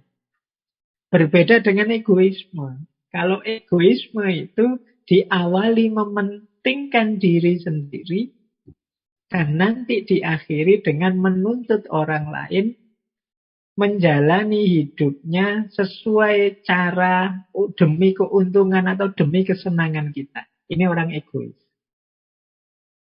Jadi cinta diri itu diawali dari diri sendiri demi sesama. Kalau egoisme diawali dari diri sendiri untuk diri sendiri. Orang lain posisinya di mana? Orang lain hadir dalam rangka memenuhi kebutuhanku, menyenangkanku atau menguntungkanku. Ini orang egois. Awas keliru. Kadang-kadang kan kita, wah itu bukan cinta diri itu namanya egois. Tidak, ada bedanya. Kalau egois itu ya memang hanya berhenti di diri kita. Tapi kalau cinta diri tidak. Kecintaan kita pada diri kita membuahkan empati dan kepekaan terhadap orang lain. Aku tidak suka kalau dimaki-maki. Oh berarti aku jangan maki-maki orang. Nah ini ciri orang yang mencintai diri. Jadi apa yang dia suka dia terapkan juga pada orang lain. Beda dengan egois. Kalau egois itu ya pokoknya yang dipikir dirinya sendiri terus. Tujuan, keuntungan, kesenangan, ya semuanya sepenuhnya hanya untuk dan demi dirinya sendiri. Inilah bedanya cinta diri dan egoisme. Jadi awas keliru. Berarti, Pak, orang yang cinta diri itu berarti sombong ya, Pak. Dia menganggap dirinya hebat, dirinya mampu. Enggak. Dia tidak sombong, tidak egois. Tapi dia membentuk dirinya dulu dalam kebaikan, baru mengabdikan kebaikannya untuk orang lain. Kalau egois itu berhenti dalam dirinya sendiri saja. Nah, ini strategi-strategi. Kalau ini sudah tips and triknya. Yang pertama, untuk kita bisa mencintai diri. Jadilah pribadi yang memaafkan. Termasuk memaafkan diri kita sendiri. Lupakan masa lalu. Dan mari kita cek deh. Itu apa sih yang tidak bisa aku maafkan sampai hari ini. Nah kalau saya Pak tidak bisa memaafkan ini, tidak bisa memaafkan itu. Nah itu kan ketemu sekarang. Kalau sudah ketemu kita tahu. Oh ini ternyata yang memenjarakanku dalam kebencian, dalam ketakutan. Saatnya sekarang aku maafkan. Nah ini awal. Jadi mencari penyakitnya seperti itu. Pak saya itu sudah memaafkan kok Pak. Tapi rasanya kok masih belum bisa menerima diri saya sepenuhnya. Coba deh sekarang diteliti lagi. Apa yang sampai hari ini membuatmu masih takut, masih benci, masih tidak puas dengan dirimu. Kalau sudah ketemu, saya itu Pak, orangnya males Pak. Saya itu Pak, orangnya kalau sudah punya rencana malah saya tunda-tunda. Saya itu Pak. Nah, sudah ya. Yang kemarin-kemarin ketika kalian males, suka menunda-nunda, lupakan. Ayo dimulai yang baru, berarti saatnya jangan males dan jangan menunda-nunda. Nah, ini jalan untuk kita bisa mulai mencintai diri kita sendiri. Jadi, langkah pertamanya itu. Jadi, mari memaafkan yang lama. Kita maklumi yang lama, kita perbaiki sekarang. Itu strategi pertama. Yang kedua, ya berbuat baik untuk diri kita sendiri. Ini ada satu quote yang bagus. If there is no love for yourself, you are like an empty teapot. If it is empty, you have no tea to fill all the cups on the table. Kalau engkau tidak punya cinta untuk dirimu, engkau seperti teko nyateh yang kosong. Seperti ceret, seperti teko yang kosong. Kalau teko itu kosong, ya ndak ada isi tehnya, ya ndak ada yang bisa kita tuangkan ke all the cups on the table. Ke semua gelas yang ada, semua cangkir yang ada di meja. Jadi, kalau kita tidak mengisi diri kita dengan cinta kepada diri kita, berarti dalam diri kita tidak ada cintanya. Kalau tidak ada cintanya, seperti teko, seperti eh, ceret, seperti apalagi wadah yang kosong. Kalau kosong tidak bisa berbagi. Kalau kita ingin berbagi kasih, berbagi sayang, sharing dengan sesama, ayo kita isi diri kita dengan cinta. Cinta untuk diri kita. Dari situlah akan melimpah keluar cinta untuk yang lain. Kemudian ada lagi strategi. Ambillah kendali atas hidup kita. Jangan mengembangkan mentalitas korban. Kita ini sering, kalau hari ini ya kita sering pakai istilah playing victim. Playing victim itu untuk menutupi kesalahan kita, kita nuding orang lain yang salah. Atau kondisi tertentu yang salah. Wah, ini gara-gara jaringan, Pak. Makanya saya tidak lolos kemarin ujian. Putus-putus, tidak terdengar suaranya, misalnya. Ini biasanya kita yang sebenarnya gagal, tapi kita playing victim. Kita salahkan jaringannya, kita salahkan dosennya saja. Masa ngasih soal kok tidak pernah disampaikan, sudah diujikan. Misalnya. Pokoknya kegagalan kita timpakan pada orang lain. Kita lupa bahwa sepenuhnya kendali hidup itu ada di tangan kita. Jadi jangan mengembangkan mentalitas korban. Jangan playing victim tadi. Memposisikan diri sebagai korban. Ayo kita kendalikan sendiri hidup kita. Kalau memang keliru, tidak pas, kita akui. Kemudian kita perbaiki. Kita terima bahwa kemarin saya salah. Sudah yang lalu jadi pelajaran, sekarang saatnya memperbaiki diri.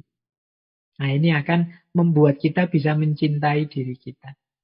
Kalau kita playing victim tadi, mungkin kelihatannya kita tidak bersalah atau kelihatannya orang menganggap kita tidak bersalah. Tapi kita tidak bisa menipu diri kita bahwa sebenarnya ya kita ini sebenarnya memang keliru. Kita ini sebenarnya memang gagal. Jadi ketika kita playing victim itu sebenarnya kita melarikan diri dari diri kita sendiri. Tidak mau secara objektif mengakui situasi yang terjadi. Kalau memang kita melarikan diri, ya problemnya tidak terselesaikan. Kita tidak jadi lebih baik. Sementara kita tetap juga akhirnya akan benci dengan diri kita. Wong kita tahu bahwa yang gagal itu ya kita. Jadi ketika kita tidak mengakui, melarikan diri, pada akhirnya ya kita jadi korban beneran. Korban dari diri kita sendiri. Nah, strategi yang keempat, mari kita melakukan apapun sesuai kebutuhan. Tidak harus sesuai keinginan. Nah, biasanya orang itu yang keinginannya tak terbatas, sulit untuk bahagia. Orang yang tidak bahagia, ya orang yang tidak puas dengan dirinya. Mengapa engkau tidak puas dengan dirimu? Biasanya karena target ini, target itu tidak terpenuhi. Kenapa tidak terpenuhi? Bisa jadi karena keinginan kita yang tidak terkendali. Kita tidak bisa ngukur kebutuhan kita. Misalnya, kebutuhan itu, kita lapar. Kita lapar itu kan cuma butuh makan dan kenyang. Urusan menunya apa, itu urusan keinginan. Kalau kita tidak bisa mengendalikan keinginan, itu makan ya harus di restoran ini, menu yang mahal ini, itu. Sementara harusnya kalau memenuhi kebutuhan itu di angkringan saja ya cukup. Pakai nasi kucing saja ya sudah bisa kenyang. 2 bungkus, 3 bungkus itu sudah kenyang itu pakai nasi kucing. Tapi kan kita tidak sekedar mengejar kebutuhan, mengejar keinginan. Akhirnya ketika keinginan tidak terpenuhi, kita kecewa dengan diri kita. Karena kita kecewa, ya sulit kita bisa cinta pada diri kita. Makanya itu ditulis hanya sedikit orang yang bisa bahagia dengan yang mereka miliki. Mereka inginnya selalu lebih. Ini namanya nuruti keinginan. Makan itu kebutuhan kan. Kebutuhan itu urusan perut. Tapi kalau keinginan ini urusan mulut. Wah, menunya inilah selera saya ini, kesukaan saya ini. Itu keinginan itu ngurusi. Kalau bahasa Jawanya nggugu karepe untu.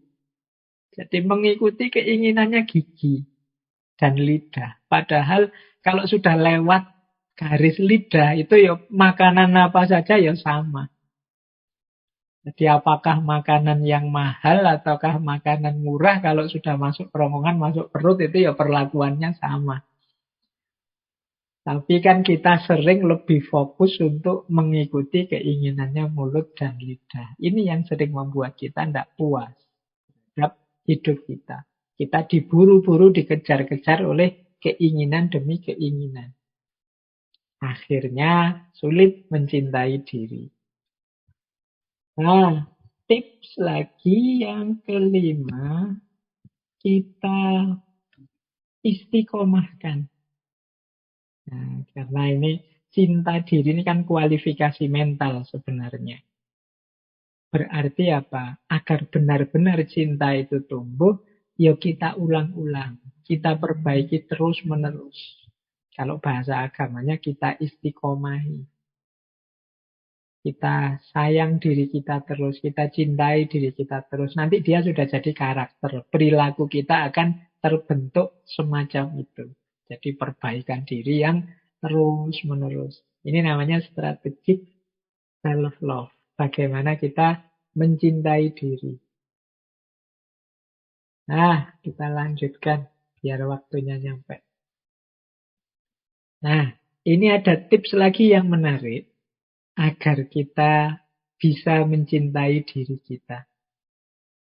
Ada tips begini. Perhatikan yang engkau rasakan. Perasaan itu seperti anak-anak. Mereka membutuhkan perhatian. Mereka hanya mencoba memberi kita pesan tentang diri kita sendiri. Ketika kita mengakui perasaan kita, mereka mendapatkan perhatian yang mereka butuhkan, lalu ayo kembali ke akal sehat, perspektif yang sesuai. Nah, ini strategi tadi ya untuk biar tidak terjebak keinginan atau mengikuti rasa yang tidak normal dan lain sebagainya. Kita ini kan dalam hidup kadang-kadang ingin macam-macam, merasakan macam-macam. Rasa kecewa, rasa gelisah, ingin ini, ingin itu. Di antara cara mencintai apa? Akui itu. Jadi kalau di sini kan disebut perasaan itu seperti anak-anak. Sebenarnya mereka itu butuh perhatian.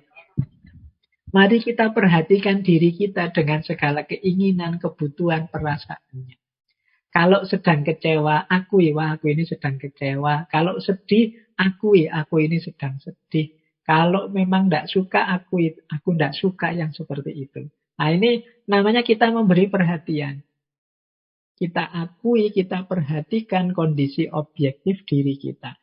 Kalau sudah mengakui, saatnya akal sehatnya digunakan. Aku tidak suka sama Pak Guru itu kalau menjelaskan ruwet misalnya. Nah, kita akui ketidaksukaan kita. Tapi setelah itu, yuk kembali ke akal sehat. Tapi kan beliau ya guru, seperti apapun jasanya besar terhadap aku. Nah, berarti ketidaksukaanku itu ya nanti cara memanifestasikannya tidak boleh sembarangan. Tetap sesuai dengan akal sehat. Ini jalan hidup yang memudahkan kita mencintai diri kita. Sering-sering kita itu tidak mengakui, tidak objektif. terhadap kondisi jiwa kita, terhadap perasaan kita. Sehingga ya kalau tidak diakui akhirnya ya dia bergeraknya liar. Aku sebenarnya suka loh sama orang itu, sayangnya orang itu punya suami. Nah itu kan diakui, tapi terus ya sudah nggak dilanjutkan orang punya suami, akal sehatnya jalan. Tapi perasaan ini diakui sehingga mudah dikendalikan. Ini tidak boleh, ini tidak boleh. Nah itu kan dikendalikan karena kita akui keberadaannya. Nah jadi ini strategi yang pertama. Kita akui, kita perhatikan apa yang kita rasakan. Kalau sudah diperhatikan, kembali ke perspektif yang sesuai, kembali ke akal sehat. Nah ini penting bagi kita agar hidup tetap terarah tapi tidak kecewa dengan diri kita sendiri.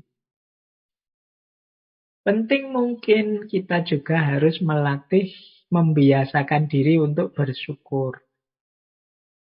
Hidup kita itu sebenarnya penuh dengan hal-hal yang positif. Bahkan dalam segala yang kita anggap negatif. Kalau dalam diksi agama itu ada istilah, segala sesuatu ada hikmahnya. Nah, berarti apa? Ada manfaatnya. Alhamdulillah ya Allah, aku dapat masalah ini. Akhirnya aku paham caranya. Aku ngerti cara mengatasinya. Nah, itu kan syukur. Alhamdulillah aku kemarin kena sakit COVID. Akhirnya sekarang aku ngerti cara menghadapinya. Cara misalnya nanti tidak ke karantina sendiri aku ngerti caranya. Nah, itu kan dapat ilmu sekarang. Itu namanya syukur. Dalam hal yang paling pahit sekalipun kita bisa menemukan sudut positifnya. Beda dengan tadi yang orang mindsetnya pembenci tadi, dalam hal yang paling baik sekalipun dia melihatnya dari sudut negatifnya. Tapi ayo latihan jadi pribadi yang bersyukur dalam hal yang paling pahit sekalipun kita bisa menemukan sisi positifnya. Nah, selanjutnya penting juga pergaulan kita. Yuk kita cari teman-teman orang-orang yang setipe dengan kita, yang suportif, yang peduli. Kalau kita ingin jadi pribadi yang bersyukur, cari teman-teman yang memang karakternya karakter suka bersyukur. Kalau kita ingin teman-teman yang mencintai diri, ya sesama teman yang mencintai diri akan mudah suportif, peduli. Lingkungan juga menentukan. Orang itu kadang-kadang punya teman apa, seperti itulah dia terbentuk. Aslinya pendiam sih, tapi kok kebetulan kuliah di Jogja, satu kos dengan teman yang cerewet semua. Itu biasanya terus secara tidak sadar terpengaruh ikut banyak omong. Lingkungan sekeliling, teman juga menentukan. Terus self-reward. Nah, boleh untuk menyemangati kebaikan-kebaikan cinta diri tadi, teman-teman memberi hadiah untuk dirinya sendiri. Kalau aku meningkat lebih baik, aku jadi ini atau aku meraih ini, meraih itu, sukses di sini, sukses di situ. Aku akan memberi hadiah diriku ini. Misalnya. Biasanya makannya di angkringan, kalau nanti aku sukses tidak sombong, berhadapan dengan orang ini, orang itu, yus makan di restoran lah sekali, tidak apa-apa. Self-reward ini namanya. Jadi memberi hadiah untuk diri kita sendiri. Nah, penting dalam rangka menyemangati. Kemudian afirmatif atau positif self-talk. Memberi afirmasi positif pada diri. Aku ini mampu loh. Aku ini penting loh. Aku ini istimewa loh. Keistimewaanku banyak loh. Aku ini, ini namanya positif self-talk. Kita itu kan sering ngobrol dengan diri kita sendiri. Sadar atau tidak sadar. Ada yang dibunyikan, ada yang tidak. Mungkin ada teman itu yang suka geruneng ngomong sendiri, itu kan self-talk namanya. Nah, yuk sering-sering self-talk yang positif. Kalau tidak terkontrol nanti self-talk-nya negatif. Kalau self-talk-nya negatif, ya berpengaruh terhadap diri yang negatif. Jadi kan kita dalam hidup sehari-hari ini kan mengalami macam-macam peristiwa. Biasanya terus komen. Komen itu ya gerundeng sendiri, mengucapkan sesuatu sendiri. Nah, usahakan sifatnya selalu positif. Positif self-talk. Nanti kita ada beberapa contoh untuk positif self-talk. Baik. Nah, itu materi-materi. Saya ingin, tadi sudah janji, sedikit perspektif tentang cinta diri ini dalam Islam. Masih ada waktu 10-15 menit. Tadi kan kita disuruh bersyukur. Nah, itu ada ayatnya, surat Luqman ayat 12. Wa may yashkur fa innama yashkuru li nafsih. Wa man kafara fa innallaha ghaniyyun. Barang siapa bersyukur, sebenarnya dia bersyukur untuk dirinya sendiri. Maksudnya apa? Manfaatnya untuk kita yang bersyukur. Ini kalau pakai bahasa Indonesia, barang siapa berterima kasih, itu sebenarnya manfaatnya untuk yang mengucapkan terima kasih, bukan untuk yang diberi terima kasih. Ya yang kalau konteksnya ayat ini ya kepada Allah. Ya seperti saya bilang tadi, efeknya syukur yang nomor satu itu berarti adalah kepuasan kita terhadap hidup. Kalau kita puas terhadap hidup kita, kan kita bahagia. Maka wa may yashkur fa innama yashkuru li nafsi. Tidak usah khawatir. Wah, Allah itu sudah tidak butuh apa-apa, Pak. Kalau saya mengucapkan terima kasih, ya tidak ngefek apa-apa. Saya alhamdulillah tidak ngefek apa-apa sama Allah. Tidak. Manfaatnya untuk kita. Wa may yashkur fa innama yashkuru li nafsi. Maka kalau kita bersyukur berarti kita menerima, kita puas terhadap hidup kita cinta terhadap hidup kita. Dan itu manfaatnya akan kita panen. Tadi kan cinta diri itu macam-macam manfaatnya. Kecuali kita tidak mau. Wa man kafara fa innallaha ghaniyyun hamid. Kalau kita kufur ya tidak ngefek apa-apa juga buat Allah kalau kita kufur. Allah itu maha kaya, maha terpuji. Ya kita saja yang rugi. Ini maksudnya ayat ini. Nah, ada hadis ini yang sering sekali dikutip. La yu'minu ahadukum hatta yuhibba li akhihi ma yuhibba li nafsihi. Ma yuhibbu li nafsihi. Tidak beriman seseorang sampai mencintai saudaranya seperti mencintai dirinya. Coba diperhatikan redaksinya. Ini kan jelas dari hadis ini sebenarnya. Yang kita dulukan apa? Mencintai diri. Sebelumnya kita sudah mencintai diri kita. Tapi tidak sempurna keimanan kalau kita juga tidak mencintai saudara-saudara kita, sesama kita. Jadi bagi saya hadis ini ya perintah untuk kita mencintai diri dan mencintai yang lain. Kalau kita bisa mencintai yang lain sedalam seperti kita mencintai diri kita sendiri, itulah keimanan. Jadi la yu'minu ahadukum hatta yuhibba li akhihi ma yuhibbu li nafsihi. Ini Bukhari Muslim. Jadi kalau ada yang tanya tadi, Pak, tema self-love itu tema umum kan, Mbak? Ya, ya dalam agama juga sangat dianjurkan. Kita mencintai diri kita sendiri. Yang pertama itu bisa masuk ke bab syukur. Yang kedua bisa masuk ke bab cinta pada sesama.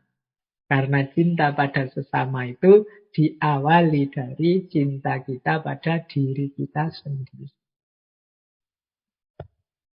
Nah, ini lanjutannya. Kalau ini secara filosofisnya. Hubungannya hakikat manusia dengan cinta diri. Dulu teman-teman mungkin ada sesi ngaji filsafat yang judulnya fitrah. Fitrahnya manusia itu kan 5 ini.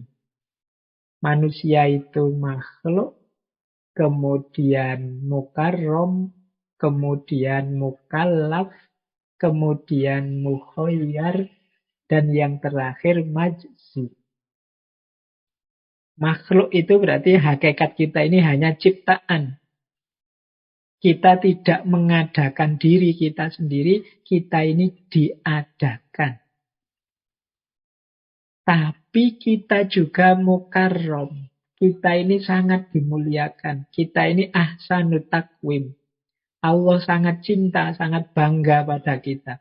Begitu kita diciptakan, kita dibanggakan di depan para malaikat, bahkan nanti semuanya disuruh sujud pada kita. Kita ini mukarram. Tapi manusia ini dengan segala keistimewaannya punya amanah, punya tugas tanggung jawab. Nah, kita juga mukallaf. Kita ini punya tugas untuk beribadah dan juga menjadi khalifah. Wa ma khalaqtul jinna wal insa liya'budun inni ja'ilun fil ardi khalifah. Ini kan dua ayat yang menunjukkan taklif kita, tanggung jawab tugas kita. Menyembah Allah dan mengkhalifahi alam semesta. Nah, untuk kita menjalankan tugas, ini Allah memberi banyak sekali potensi, banyak sekali kemampuan, bahkan kemampuan apapun diberikan oleh Allah pada kita, yang kalau kita salah milih kemampuan-kemampuan ini, tugas tidak akan tertunaikan. Kita punya daya pilih, mukhayyar. Kita itu ingin bohong bisa, ingin jujur juga bisa. Kita ingin patuh bisa, kita kufur juga bisa. Ini namanya daya pilih, mukhayyar. Hanya manusia yang dianugerahi ini. Malaikat pun tidak. Setan pun tidak. Manusia yang bisa milih. Mau jadi seperti malaikat atau jadi seperti setan, ya bisa. Bahkan jadi seperti binatang bisa. Bahkan lebih rendah dari binatang, asfala safilin, ya bisa. Ini namanya mukhayyar. Dan jangan lupa, pilihan-pilihan kita akan kita tanggung sendiri akibatnya. Itu namanya majzi. Ada balasan.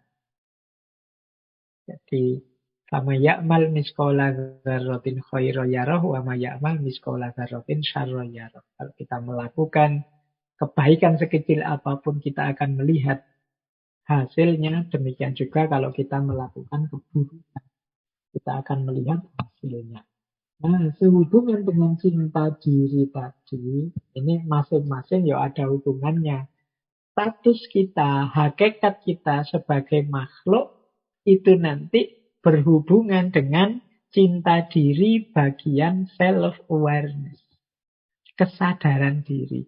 Kita harus sadar bahwa kita ini hanya ciptaan, hanya makhluk. Maka jangan sombong. Kita itu bukan yang ada sendiri, bukan yang sempurna. Keberadaan kita tergantung pada Allah. Nah, ini status kita sebagai makhluk ini berhubungan dengan kesadaran diri. Status kita yang oleh Allah dimuliakan mukarram itu berhubungan dengan self-esteem. Kebanggaan diri. Alhamdulillah Allah ini memuliakan kita manusia. Kita punya banyak keistimewaan. Ini namanya self-esteem. Yang ketiga, status kita sebagai mukallaf, ada taklif. Sebagai hambanya, sebagai khalifahnya, berhubungan dengan aspek cinta diri tadi, yaitu self-confidence. Percaya diri. Jadi aku sanggup, punya daya, diberi Allah kemampuan menjalankan kewajiban. Status manusia sebagai mukhayyar memerlukan self-care, kepedulian. Jangan asal dalam hidup ini. Pilihan-pilihan kita harus tepat. Jangan sampai salah pilih. Dan status kita sebagai majzi yang mendapat balasan ini berhubungan dengan self-love dalam aspek self-refinement, perbaikan diri. Jadi kita kan harus semakin baik, semakin baik, semakin baik. Demikian seterusnya. Biar fama ya'mal miskola dzarratinnya khairan yarah terus. Tambah baik, tambah baik. Ini aspek majzi. Jadi ini dalam perspektif Islam, Yang self-love tadi ya berhubungan dengan hakikat kemanusiaan kita. Baik, masih ada 5 menitan.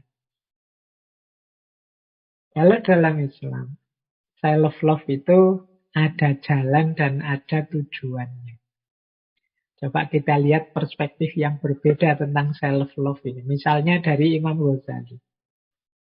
Cinta diri itu sebenarnya orientasi utamanya adalah bagaimana kita menyelamatkan diri kita dari azabnya Allah. Jadi kalau tadi kan rasanya cinta diri itu kesannya membanggakan diri, ada kesan agak senang-senang dan lain sebagainya. Sebenarnya bukan itu. Kata Imam Ghazali, kalau kita cinta dengan diri kita, sayang dengan diri kita, mari kita jaga diri kita ini dari hal-hal yang mengundang murka Allah, mendatangkan azab dari Allah. Baik. Nah, kalau menurut Imam Ghazali ya jalannya ada 4. Orang yang mencintai dirinya itu pasti melakukan 4 hal. Yang pertama, menjauhi dosa. Yang kedua, taubat. Yang ketiga, melakukan amal soleh. Dan yang keempat, ikhlas. Sebelum membantu orang lain atau menyelamatkan orang lain. Ini karena cinta diri itu efeknya ya peduli dengan yang lain. Tapi pertama-tama dia akan menyelamatkan dirinya dulu. Jalannya apa? Menjauhi dosa. Kalau terlanjur dosa ya tobat. Kalau sudah bertobat bersih, mewarnai hidup dengan amal kebaikan. Tidak sekedar melakukan amal kebaikan, tapi juga menuju puncaknya amal yaitu ikhlas. Nah, ini menurut Imam Ghazali. Nanti ada lagi pandangan yang khas dalam tradisi tasawuf tentang cinta diri ini. Ada pandangan bahwa justru puncaknya cinta kita kepada diri itu selfless. Ini dalam tasawuf loh ya. Selfless itu pusat perhatian kita justru tidak pada diri kita, tapi kepada Allah. Selfless itu berarti kalau diterjemahkan letterlek seperti tanpa diri. Bukan selfish ya, kalau selfish itu egois. Selfless itu kita tidak lagi fokus pada diri kita, tapi fokusnya pada Allah.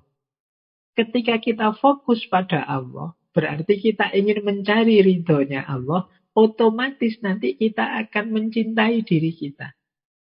Bukan karena diri kita sendiri, tapi karena ketika kita fokus pada Allah, kita akan menjalankan, kita akan mencari ridhonya Allah termasuk yang berhubungan dengan diri kita.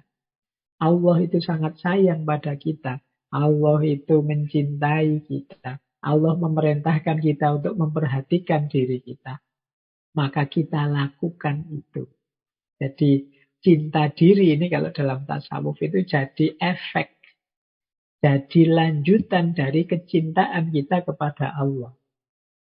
Karena kita cinta pada Allah, maka kita cintai diri kita.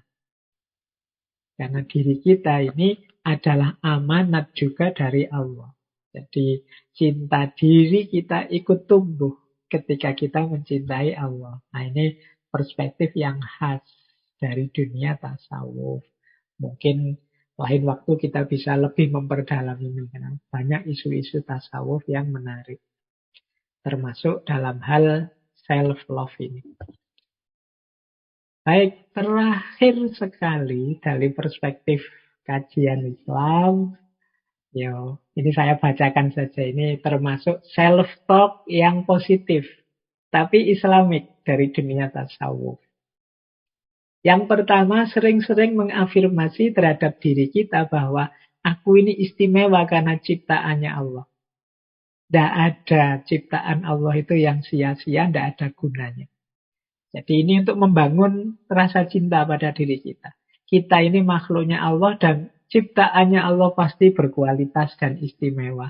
Tidak ada yang sia-sia. Yang kedua, pikiranku, pandanganku itu juga anugerahnya Allah. Dan pasti berharga. Maka aku percaya diri bahwa aku ini pinter kok, aku ini mampu kok, aku ini punya kapasitas kok. Pikiranku dan pandanganku, karena semua itu juga anugerahnya Allah. Anugerahnya Allah tidak ada yang sia-sia, tidak ada yang jelek. Nah, kemudian yang ketiga, self-talk affirmation, aku fokus pada apa yang bisa aku kontrol, yang bisa aku lakukan. Yang harus aku lakukan akan aku lakukan, yang harus aku aku hindari. Hasilnya terserah pada Allah saja. Sehingga nanti apapun hasilnya, positif atau negatif, kesuksesan atau kegagalan, itu di luar kuasaku. Kuasaku hanya memberikan yang terbaik yang aku mampu. Nah, ini mengurangi nanti kalau ada hasil-hasil yang mengecewakan. Dan yang terakhir, semakin aku memahami diriku, semakin aku paham kebesarannya. Karena ihwal diriku, dinamikanya, naik turunnya, semuanya adalah ketetapannya. Menunjukkan betapa Allahu Akbar, betapa Allah itu maha besar. Sampai ada orang seperti aku ini, dengan segala kelebihan dan kekurangan. Jadi, mari sering-sering self-talk ini pada diri kita untuk menumbuhkan rasa cinta, rasa sayang kita pada diri kita sendiri sebagai bagian dari cinta dan kedekatan kita kepada Allah. Baik, saya kira itu ya teman-teman untuk malam hari ini. Ini mohon maaf tadi saya bilang memang ini sebenarnya ya versi Zoom saja dari yang seperti biasanya. Meskipun Zoom kita tidak membuka tanya jawab. Kalau ada pertanyaan, tulis sampaikan ke teman-teman takmir. Nanti kita ada sesi khusus tanya jawab di minggu terakhir. Jadi biar tidak banyak motong materi-materi karena kalau ngomong tidak tuntas kan tidak enak, makanya saya ngomong 2 jam langsung. Teman-teman sampai ngantuk-ngantuk tidak masalah, nanti kan bisa didengarkan rekamannya. Yang penting saya tidak terputus bicaranya. Yeah. Baik, saya kira itu untuk malam hari ini. Ya, kurang lebihnya saya mohon maaf. Insya Allah kita ketemu lagi minggu depan di tema yang berbeda, agak kontras dengan hari ini. Minggu depan kita membahas people pleaser. Saya akhiri sekian dari saya. Wallahul muwafiq, wallahu a'lam bishawab. Wassalamualaikum warahmatullahi wabarakatuh. Baik, terima kasih kepada Bapak Faiz yang telah menyampaikan kajian tentang bagaimana sih cara kita mencintai diri sendiri begitu. Mudah-mudahan dengan penyampaian Pak Faiz ini dapat kita amalkan dan juga memberikan pencerahan agar kehidupan kita lebih baik ke depannya. Dan terkait mengenai pertanyaan teman-teman, itu akan disediakan sesi yang khusus mengenai bahasan pertanyaan dari rekan-rekan sekalian. Mungkin begitu saja. Mohon maaf atas segala kesalahan dan kekurangan. Saya tutup. Billahi taufik wal hidayah. Assalamualaikum warahmatullahi wabarakatuh.